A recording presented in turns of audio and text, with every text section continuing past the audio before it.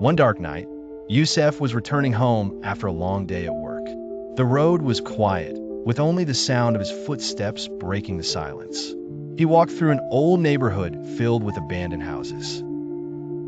One house caught his attention, its windows covered with curtains, yet a faint light seeped through the bottom of the door. His curiosity drove him closer. The door was slightly ajar, as if someone was welcoming him in. He entered the house slowly, his heart pounding.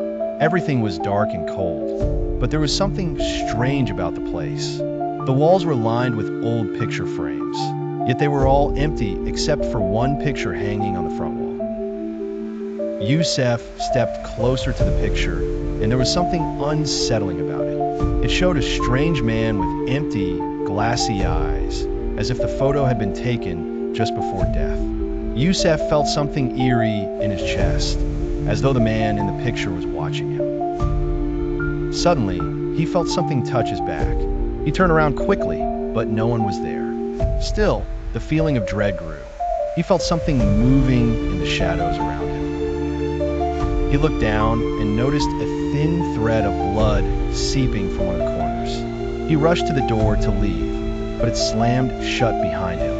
He was trapped in this dark place. The only sound was a faint laugh coming from the corner of the room. He turned his head quickly to find himself standing before a massive mirror in the far corner. What he saw in the reflection was beyond belief. In the glass, there was a human-shaped shadow standing behind him, with a devilish grin on its face. What terrified him more was that the shadow began to approach him, as if the mirror had become a doorway between worlds. Youssef felt a coldness seeping into his body as the shadow drew closer.